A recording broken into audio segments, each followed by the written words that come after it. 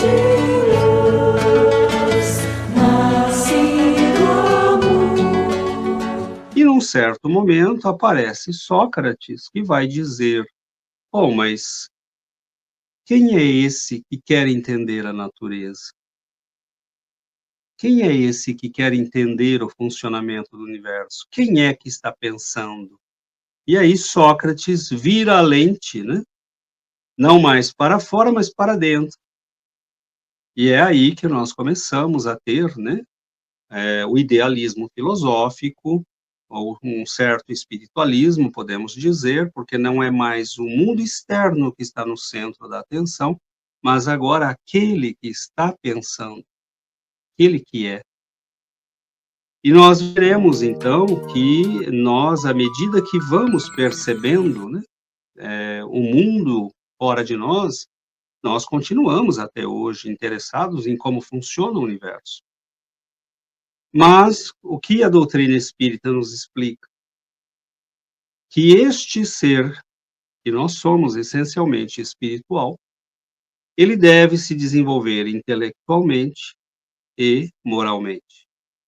Porque as leis eternas de que falam Emmanuel possuem esta dupla natureza. Deus estabeleceu um universo físico, material, mas nós somos espíritos. E para os espíritos aplicam-se as leis morais, as leis do espírito. Então, nós vamos vendo que é preciso o desenvolvimento destas duas características. E à medida que nós começamos a crescer em inteligência, né, nós vamos vendo que podemos usar as leis naturais em nosso benefício.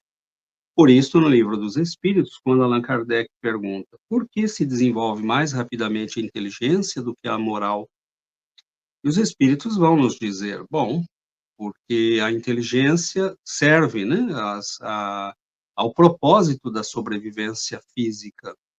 E a lei de conservação nos explica que o nosso primeiro interesse como organismos vivos é a nossa preservação e autopreservação. Então, nós começamos a usar a inteligência, né?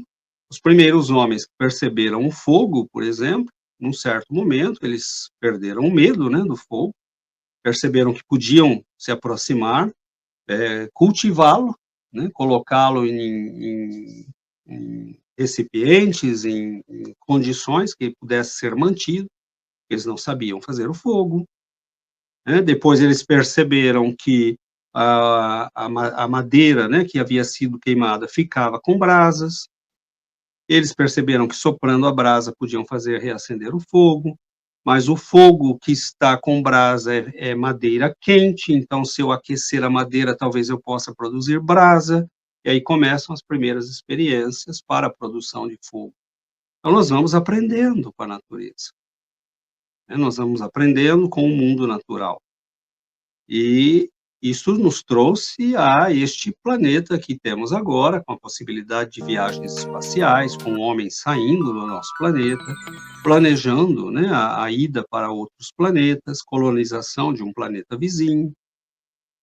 Tudo isso começou lá atrás, né, muito lá atrás, com o homem aprendendo e sofrendo, né, com os elementos, com o desconforto, com a luta contra a natureza, contra as intempéries, né, com este mundo difícil em que vivemos muitas vezes. E do lado moral, nós começamos, através do tempo, a perceber, né, o sujeito fez mal a alguém, no plano espiritual ou na própria vida, ele começa a perceber que aquilo lhe faz mal. Nós detectamos pela inteligência, pela experiência, as leis físicas e sentimos pela consciência as leis morais. Então, em todos os tempos, nós percebemos que surgiram em todas as civilizações e culturas pessoas capazes de expressar as leis morais.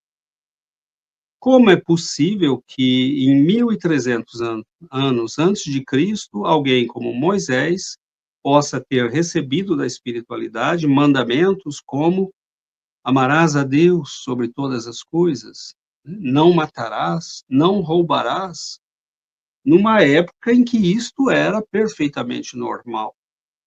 aceito, comum.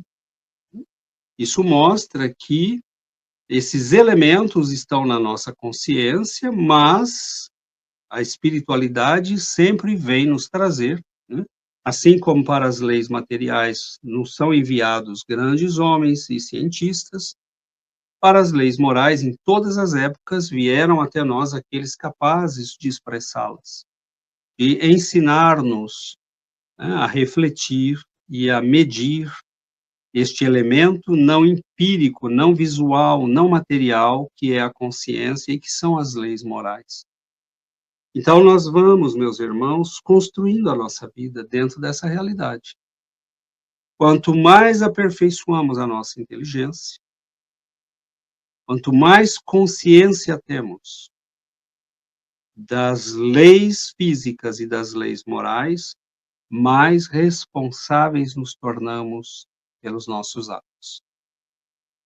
Então, vejamos o que diz Emmanuel: da desobediência da alma aos supremos desígnios procedem as desarmonias no serviço universal. E quanto maior a expressão de entendimento no espírito rebelde, mais agravo da responsabilidade caracteriza a intervenção indébita do colaborador humano que abusa da magnanimidade das leis divinas.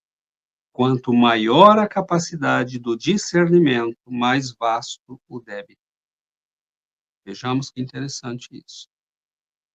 Então, nós vamos vendo que à medida que nos desenvolvemos intelectualmente, moralmente, nós vamos tendo uma parcela maior de responsabilidade.